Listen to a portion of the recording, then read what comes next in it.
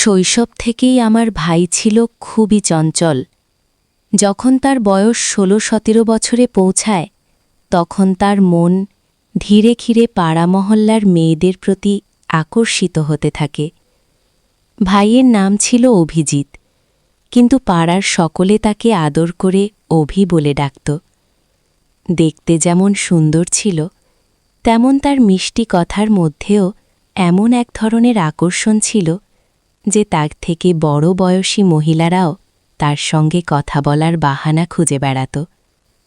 অভিজিতের এর আরেকটি বিশেষ গুণ ছিল, সে সাধারণত এমন মহিলাদের সঙ্গে বন্ধুত্ব গড়ে তুলতেন যারা একা থাকতেন এবং বাড়ির দায়িত্বে ছিলেন। এতে তাদের সঙ্গে আলাপ আলোচনা ও দেখা করা সহজ হতো এবং কারো সন্দেহর চোখে পড়তে হতো না। একদিন আমার ভাই আমাকে এসে বলল, বোন, টিউশন পড়তে আসা সেই মেয়েটি বেশ চমৎকার, তার বয়সও কম আর মিষ্টি চেহারার জন্য সবাই ওকে খেয়াল করে। তবে তার পরিবারের কেউ তাকে খুব একটা খোঁজখবর নেয় না। প্রায় টিউশন শেষে সেখানে থেকে যায়, কিন্তু তার পরিবার কখনো জানতে চায় না সে কোথায় থাকে। তার কথা শুনে আমি কিছুটা অবাক হয়ে গেলাম। মনে হলো যেন তার মধ্যে একটু বেশি আগ্রহ তৈরি হয়েছে, তবুও চুপ করে রইলাম। কিছুক্ষণ পর সে বলল, তুমি যদি মেয়েটির সঙ্গে একবার পরিচয় করিয়ে দিতে, তাহলে কাছ থেকে একবার দেখার সুযোগ পেতাম। তখন আমি বললাম, কাল এসো, সে টিউশনে আসবে, তখন পরিচয় করিয়ে দেব।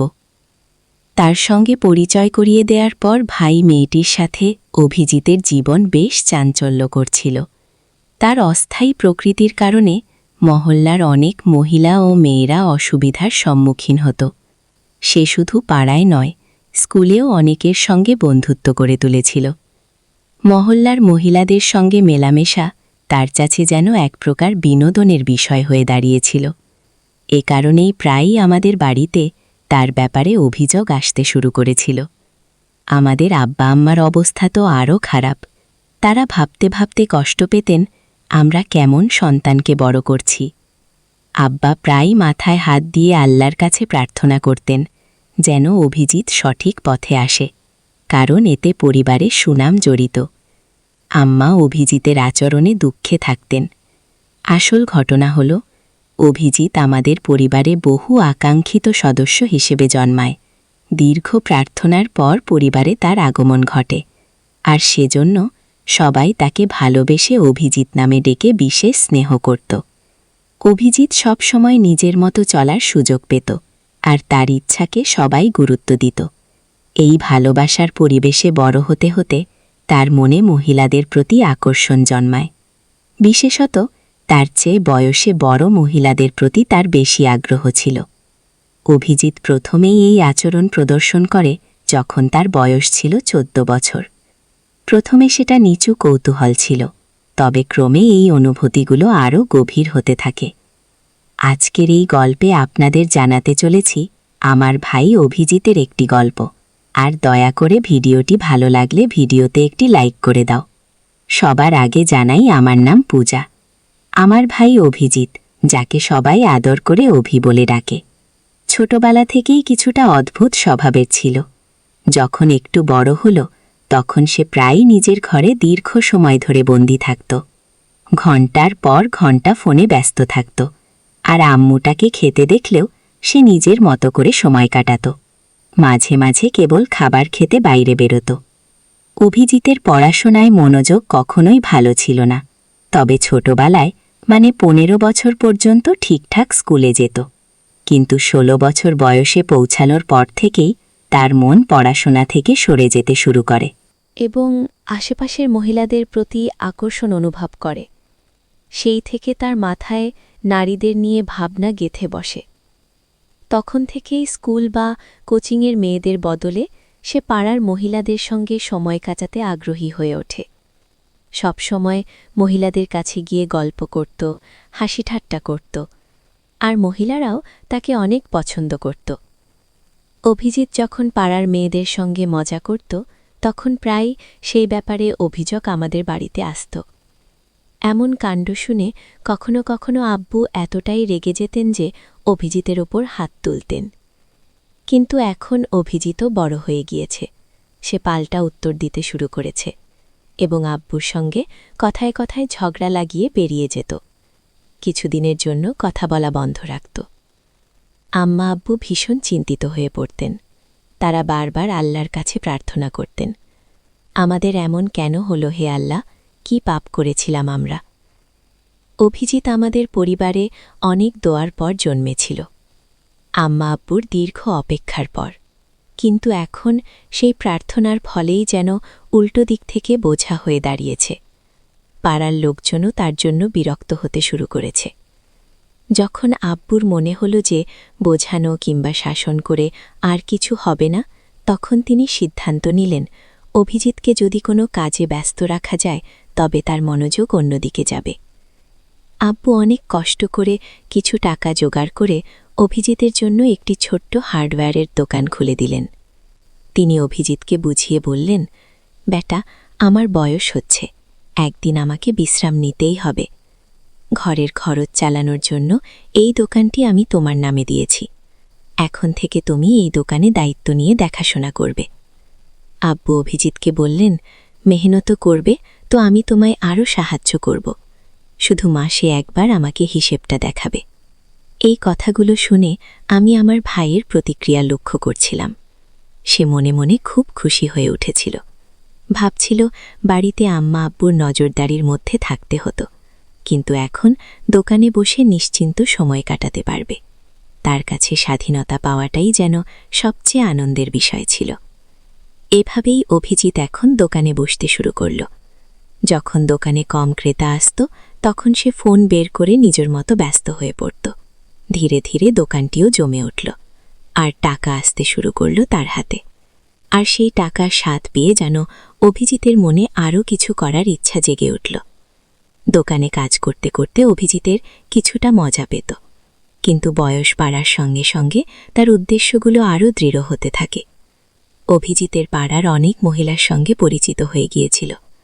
কোথা থেকে যেন তাদের ফোন নাম্বার পেয়ে যেত এবং তাদের সঙ্গে এমনভাবে কথা বলত যে তারা সহজেই তার ওপর বিশ্বাস করতে শুরু করত। তার সাথে যারা কথা বলত তারা বেশিরভাগই মহিলারা বিধবা ছিলেন।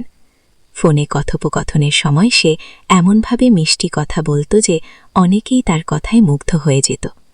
অভিজিৎ খুব চতুরতার সঙ্গে তাদের মনের দুর্বলতার সুযোগ নিত, এমনকি কিছু মহিলাকে বিয়ের প্রতিশ্রুতি দিয়ে তাদের সঙ্গে সম্পর্ক তৈরি করত। কয়েকদিন তাদের সঙ্গে আনন্দের সময় কাটিয়ে যখন তার ইচ্ছে মিটে যেত তখন সে কোনো খোঁজ না রেখেই সেই সম্পর্ক থেকে বেরিয়ে আসত এবং নম্বর মুছে ফেলত। তার জীবন এভাবেই চলতে থাকে, আর তার ফাঁদে পড়া মহিলার সংখ্যা বাড়তে থাকে। দিনের পর দিন এসব বাড়তে থাকে। অন্যদিকে আম্মা আব্বু অভিজিতের এই আচরণে ভীষণভাবে কষ্টে ছিলেন। আম্মা আব্বু আল্লাহর কাছে দোয়া করতেন যেন অভিজিৎ একদিন ঠিক পথে ফিরে আসে। কিন্তু আমার ভাই অভিজিৎ তার আচরণে পরিবারের সবাইকে সবসময় চিন্তায় রাখত। অভিজিতের বয়স ধীরে ধীরে 24-25 বছরে এসে পৌঁছল। তখন আব্বা আম্মার মনে তার বিয়ের চিন্তা আসে। তারা ভাবতে শুরু করেন যে তাদের ছেলে এখন নিজের কাজে মনোযোগ দিচ্ছে। প্রতিবেশীরাও একইভাবে মনে করতে লাগলেন যে অভিজিৎ এখন সঠিক পথে রয়েছে, কারণ বহুদিন ধরে তার নামে কোনো অভিযোগও আসেনি। আব্বা ভেবে খুশি ছিলেন যে তাদের দোকান সফল হয়েছে এবং তাদের ছেলে এখন কাজে ব্যস্ত। কিন্তু সত্যিটা ছিল ভিন্ন। অভিজিৎ বাইরে থেকে ঠিক থাকলেও আসলে আগের থেকে অনেক দূরে চলে গেছে। যদি আব্বা জানতেন যে তার ছেলে এখনও বহু মহিলার সঙ্গে যোগাযোগে রয়েছে, তবে হয়তো তিনি এই ধাক্কাটা সামলাতে পারতেন না। যখন আম্মা অভিজিতের জন্য মেয়ে দেখা শুরু করলেন এবং তাকে বললেন, বেটা, আমরা চাই তোমার বিয়ে হোক, আমাদেরও নাতি নাতুনির মুখ দেখার ইচ্ছা। তখন অভিজিৎ হেসে বলল, আব্বা, আমার তো এখনো বয়সই হয়নি, আমার আরও সময় দরকার নিজের কাজে মনোযোগ দেওয়ার জন্য। আব্বা অভিজিৎকে বললেন, বেটা, বিয়ের পর তোমার কাজ থেমে যাবে না, বরং তুমি তোমার স্ত্রীকে সঙ্গে নিয়ে আরও ভালোভাবে ব্যবসা সামলাতে পারবে। আমাদের ইচ্ছাটাও পূরণ হতে দাও। অনেকটা না চাইতে অভিজিৎ আব্বা আম্মার কথায় বিয়েতে সম্মতি দিল। এরপর তারা একটি মেয়ে পছন্দ করলেন। সে মেয়েটা এতটা সুন্দর না হলেও বেশ গৃহস্থালী কাজ জানত এবং ঘর ভালোভাবে সামলাতে পারত। মেয়েটির এই গুণাবলী দেখে আব্বা আম্মা তাকে পছন্দ করেন এবং অভিজিতের সঙ্গে তার বিয়ে দেন। যখন অভিজিতের স্ত্রী নতুন কনেক হয়ে আমাদের ঘরে এলো, তখন প্রথম রাতেই অভিজিৎ তাকে বলল, এই বিয়েতে আমার খুব একটা আগ্রহ ছিল না। আমি শুধু আমার আব্বা আম্মার খুশির জন্য এই বিয়ে করেছি। তাই তুমি এই বাড়িতে তাদের সেবা করবে, কিন্তু আমার ব্যাপারে কিছু বলবে না। আমি কি করি, কোথায় যাই, কি খাই, এসব নিয়ে কোনো প্রশ্ন করবে না। তার স্ত্রী কিছু না বলে রাজি হয়ে গেলেন এবং সেভাবেই সংসার শুরু করলেন। অভিজিতের স্ত্রী তার কাজের মাধ্যমে শ্বশুর শাশুড়ির মন জয় করতে পারলেও অভিজিতের মন জয় করতে পারলেন না। তার পুরনো অভ্যাসগুলো বজায় ছিল এবং সে আগের মতোই বিভিন্ন মহিলার সঙ্গে সম্পর্ক রাখত। বয়স বাড়ার সঙ্গে সঙ্গে সে নতুন উপায়ে মহিলাদের আকর্ষণ করতে শুরু করে। বিশেষত তার চেয়ে বয়সে বড় মহিলাদের প্রতি তার বেশি আগ্রহ ছিল। অভিজিৎ প্রথম এই আচরণ প্রদর্শন করে যখন তার বয়স ছিল 14 বছর। প্রথমে সেটা নিচু কৌতূহল ছিল, তবে ক্রমে এই অনুভূতিগুলো আরও গভীর হতে থাকে। এভাবে অভিজিতের জীবন চলতে থাকে। তবে সময়ের ব্যবধানে সে কিছুটা সময় তার স্ত্রীর জন্য রাখত। তাদের বিয়ের 3 বছর পর তাদের 2 সন্তান হয়। তখন অভিজিতের স্ত্রী তাকে বোঝানোর চেষ্টা করল, দেখো, আমাদের এখন 2 সন্তান রয়েছে, তোমার উচিত ওদের প্রতি মনোযোগ দেওয়া। তুমি এইভাবে রাতের পর রাত বাইরে থেকো না।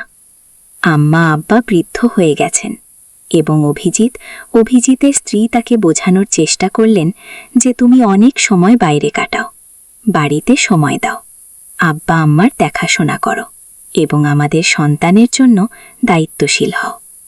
কিন্তু অভিজিতের স্ত্রীর কথায় খুব একটা কান দেয়নি, নিজের মতোই জীবন উপভোগ করতে থাকে। বছর কেটে যেতে থাকে এবং অভিজিতের সন্তানরাও বড় হতে থাকে। এদিকে অভিজিতেরও বয়স 46-47 ছুঁই ছুঁই। এই জীবনের পর্যায়ে এসে নতুন ধরনের চ্যালেঞ্জ আসতে শুরু করল। তবে কি অভিজিৎ তার পুরনো অভ্যাসগুলো থেকে কিছু শিখতে পারবে? এটাই এখন দেখার বিষয়। যখন তার বয়স প্রায় 48-এ পৌঁছাল, তখনও তার চালচলন এমন ছিল যে কেউ বুঝতে পারত না যে সে এই বয়সের মানুষ, বরং সে সবসময় এক তরুণের মতো পোশাকে পরিচ্ছদে নিজেকে গুছিয়ে রাখত। আর্থিক দিক থেকেও কোনো অভাব ছিল না তার জীবনে। ভালো খাবার, দামি পোশাক আর রাজকীয় স্টাইলের সব কিছু করত তার। ব্যবসাও দিন দিন বাড়ছিল এবং সমাজেও তার নিজস্ব প্রভাব ছিল। এমনকি অনেক মহিলাও তার এই প্রভাবের দিকে আকৃষ্ট হয়ে তার কাছাকাছি আসত। একদিন হঠাৎই আমাদের পাড়ার এক ব্যক্তি প্রচণ্ড রাগ নিয়ে আমাদের বাড়িতে এলো এবং সে এসেই বলল, বোনজি দেখুন, আপনার ভাইয়ের ছেলে তো একেবারে সীমা ছাড়িয়ে গেছে, স্কুলের এক মেয়েকে বিরক্ত করছিল। এটা শুনেই আমি অবাক হয়ে গেলাম। ভাবতে লাগলাম, আমার ভাই অভিজিৎ যখন ছোট ছিল তখনও কিছু অপকর্ম করেছিল, আর এখন তার ছেলেরাও সেই পথেই হাঁটছে। আমার ভাই অভিজিৎ যখন ছোটবেলায় একটু দুষ্টু প্রকৃতির ছিল, অনেকটি বেপরোয়া স্বভাবের, এখন তার সন্তানরাও যেন বাবার সেই বেপরোয়া স্বভাবটি গ্রহণ করছে। অভিজিৎ কিছুদিন আগে গ্রামে ফেরার পর আমি তাকে তার ছেলেদের এসব আচরণের কথা জানাই। এতে সে বেশ চিন্তিত হয়ে পড়ে এবং তাদের সঠিক পাচ্ছে। একসময় সে অতীতে ফিরে যায়। তার জীবনের একটি বিশেষ সময়ের কথা মনে পড়ে। তখন তার বন্ধুত্ব হয়েছিল একজন অভিজ্ঞ শিক্ষিকার সাথে, যিনি একাকী জীবন কাটাচ্ছিলেন আর তিনি বিধবা ছিলেন। ধীরে ধীরে তাদের মধ্যে থাকা দূরত্বগুলো মুছে যেতে থাকে, আর সেই শিক্ষিকা যেন তার জীবনের সবচেয়ে বড় অনুপ্রেরণা হয়ে ওঠেন। একদিন গল্প করতে করতে সেই শিক্ষিকা হঠাৎ জানতে চান, তোমার কি আগে কখনো এমন অনুভূতি হয়েছে কারো সঙ্গে? আমার আগে আমার ভাই তার পুরনো অভ্যাসে ফিরতে শুরু করল। একদিন সেই মহিলা তাকে বলল, তোমার তো পরিবার আছে, স্ত্রী, সন্তান আর অন্য কোনো সম্পর্ক তো নেই, তাই তো? আমার ভাই তখন মৃদু হাসি দিয়ে বলল, না না, আমি তো কোনো অন্যরকম সম্পর্ক রাখি না। কথা শুনে সেই মহিলা একটু চিন্তায় পড়ে বললেন, তাহলে অবিবাহিত কারো সাথে কখনো এমন কিছু করনি? ভাই তখন নিজের নিরীহ ভাব ধরে বলল, না, একদমই না। কিন্তু সেই মহিলা তার মিথ্যে বুঝে ফেললেন। এরপর কিছুক্ষণ চুপ থেকে বললেন, আমার কাছে এক মেয়ে টিউশনে আসে, দেখতে খুব সুন্দরী, তোমাকে ওর সাথে পরিচয় করিয়ে দেব? ভাই প্রথম একটু অবাক হলেও মনে মনে খুশি হতে লাগল। সে ভাবল, কেন এই মহিলা এমন প্রস্তাব দিচ্ছেন? মনে মনে দ্বিধায় থাকলেও রাজি হয়ে গেল। মেয়েটির নাম শুনে তার চোখে এক অদ্ভুত আনন্দ ফুটে উঠল, কারণ কম বয়সী মেয়েদের দিকে তার একটু বেশি নজর থাকত। একদিন আমার ভাই আমাকে বলল, বোন, সেই মেয়েটি খুব সুন্দর, ছোট্ট বয়সের মিষ্টি চেহারার, ওর পরিবারও ওকে তেমন একটা খেয়াল করে না। সে যখন টিউশনে আসে প্রায় রাতে থেকে যায়, অথচ ওর পরিবার থেকে কখনো জানতে চায় না সে কোথায় থাকে। ভাইয়ের কথাগুলো শুনে আমি একটু অবাক হলাম। মনে হলো সে যেন কিছুটা বেশি আগ্রহ দেখাচ্ছে, তবে কিছু বললাম না। কিছুক্ষণ পরে সে আমাকে বলল, একবার পরিচয় করিয়ে দাও তুমি এটার সঙ্গে, কাছে থেকে একটু দেখা উচিত। আমি তখন বললাম, কাল আসো, সে টিউশনে আসবে, তখন তোমার সাথে পরিচয় করিয়ে দেব। পরের দিন দুপুরে অভিজিৎ এলেন। সেই মেয়েটি পড়াশোনায় ব্যস্ত ছিল, আর তার চেহারা দেখে অভিজিতের চোখে অদ্ভুত এক উজ্জ্বলতা ফুটে উঠল। তবে মেয়েটি তার দিকে না তাকিয়ে নিজের বইয়ের মাঝে ডুবেছিল। অভিজিৎ কয়েকবার তার সঙ্গে কথা বলার চেষ্টা করল, কিন্তু মেয়েটি কোনো রকম সাড়া দিল না, বরং নিজের পড়ায় মনোযোগী থাকল। একদিন আমি জরুরি কাজে বাইরে যাচ্ছিলাম। যাবার আগে ভাইকে ইঙ্গিত করে বললাম, আমি কিছুক্ষণের জন্য বাইরে যাচ্ছি, তুই নিজের দায়িত্ব নিজেই সামলাবি।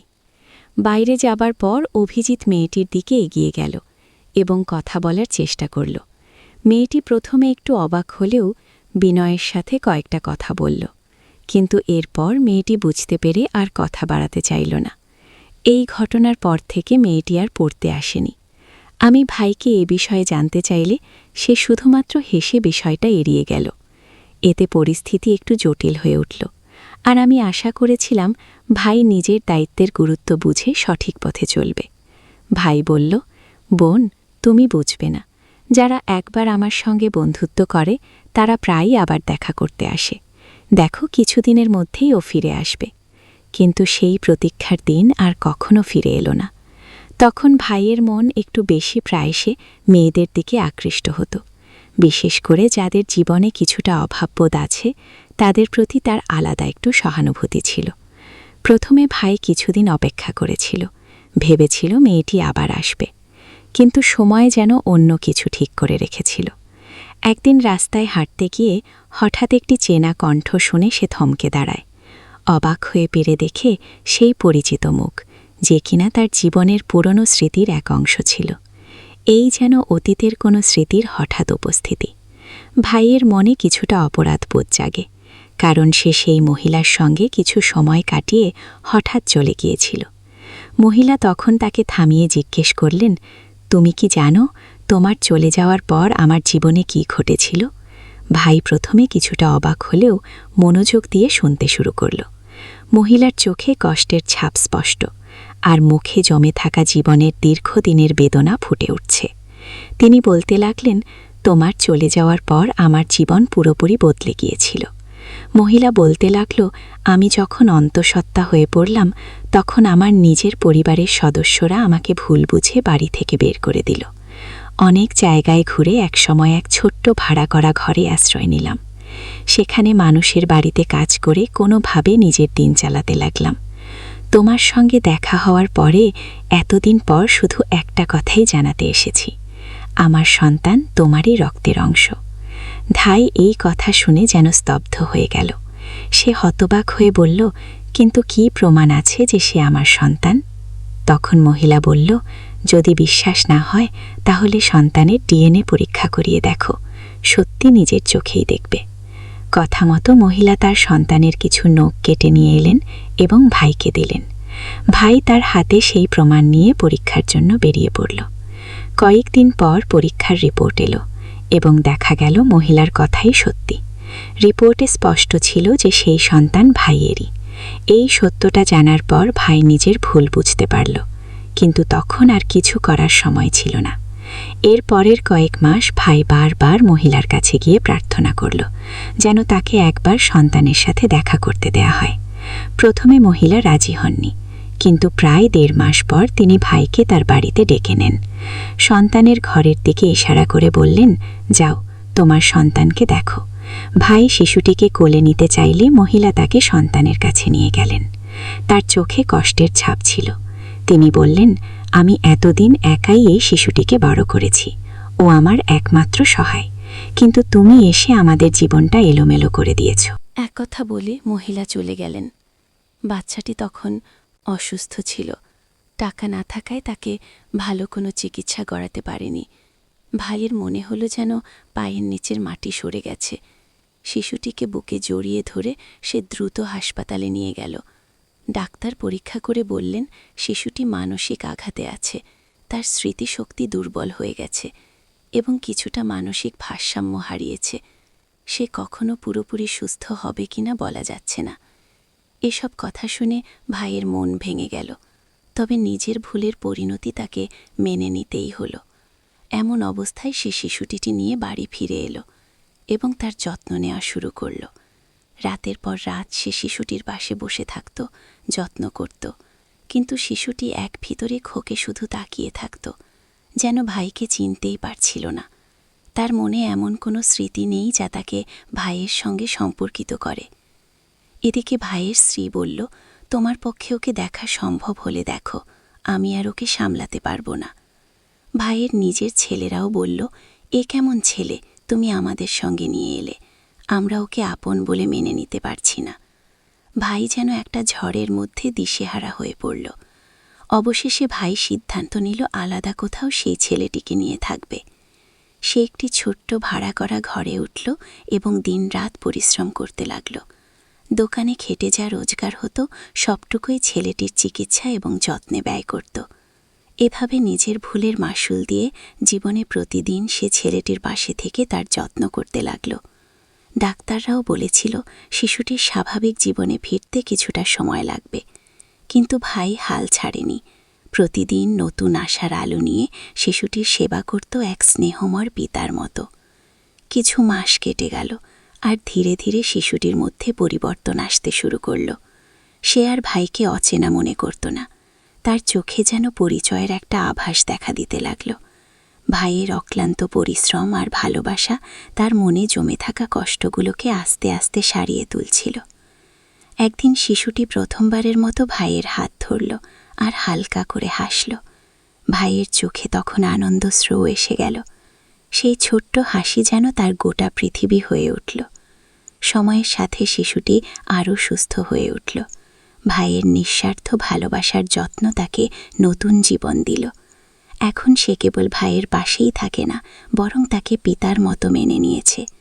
সমাজের নানা কথার কঠিন পরিস্থিতি সত্ত্বেও ভাই কখনো হাল ছাড়েনি, আর তার এই পরিশ্রমের ফল পেল অবশেষে। সেই দিন হইল যেদিন শিশুটি ভাইকে আব্বু বলে ডাকল। সেই একটি শব্দেই ভাইয়ের সব কষ্ট যেন মিলিয়ে গেল। গল্পে দেখা যায় যে আবেগ আর আকর্ষণ নিয়ন্ত্রণ না করলে জীবন জটিল হয়ে যেতে পারে। অভিতার দায়িত্বজ্ঞানহীন আচরণের জন্য বড় মূল্য চুকাতে হয়েছে। নিজের ভুল বুঝে নেওয়া এবং তার পরিণতি মেনে নেওয়া, এটি একটি কঠিন কিন্তু প্রয়োজনীয় শিক্ষা। অভিজিৎ শেষ পর্যন্ত নিজের ভুলগুলো স্বীকার করে, ছেলের প্রতি দায়িত্ব পালন করে, যা তার নিজের উন্নতির পথ উন্মোচন করেছে। গল্পের শেষে যখন অভিজিৎ তার সন্তানের প্রতি নিঃস্বার্থভাবে ভালোবাসা প্রদর্শন করে, তখন সেই ভালোবাসাই তাকে তার সন্তানের মন ও বিশ্বাস ফিরে পেতে সাহায্য করে। এটি প্রমাণ করে যে ভালোবাসা এবং যত্ন প্রায় সেই কঠিনতম পরিস্থিতিতেও পরিবর্তন আনতে পারে। অভিজিৎ তার ভুল বোঝে এবং একাকী কষ্ট ভোগ করলেও তার পরিবার, বিশেষত ভাইয়ের মতো কেউ পাশে থাকলে জীবন আরও সহজ হতো। পরিবারের ভালোবাসা সমর্থনের গুরুত্বকে গল্পটি খুব সুন্দরভাবে তুলে ধরে। অভিজিতের জীবনের চঞ্চল স্বভাব আর নিয়ন্ত্রণহীন আকর্ষণ তার জীবনে বিপর্যয় ডেকে আনে। গল্পের শুরুতে দেখা যায় তার অস্থির স্বভাবের কারণে সে প্রায় সেই ভুল সিদ্ধান্ত নিয়ে বসে, যার মধ্যে তার পরিবারের প্রতি দায়িত্বের ঘাটতি স্পষ্ট। অন্যদের জীবনে ঢুকে পড়া এবং নিজের আকর্ষণকে সঠিকভাবে নিয়ন্ত্রণ না করার জন্য শেষ পর্যন্ত তার নিজের জীবনই ধ্বংসের মুখে পড়ে। এটি শেখায় যে আমাদের আবেগ এবং দায়িত্বের মধ্যে ভারসাম্য বজায় রাখা কতটা জরুরি, কারণ অসচেতনভাবে নেওয়া সিদ্ধান্ত আমাদের এবং অন্যদের জীবনকেও ক্ষতিগ্রস্ত করতে পারে। বন্ধুরা, যদি গল্পটি ভালো লেগে থাকে তাহলে দয়া করে ভিডিওটি লাইক করুন এবং আমাদের চ্যানেলটি সাবস্ক্রাইব করুন। পাশে থাকা বেল আইকনটি প্রেস করুন, যাতে করে আমরা যখনই নতুন ভিডিও আপলোড করি তার নোটিফিকেশন সবার আগে আপনার কাছে পৌঁছে যায়। ধন্যবাদ। দেখা হবে আমাদের পরবর্তী ভিডিওতে।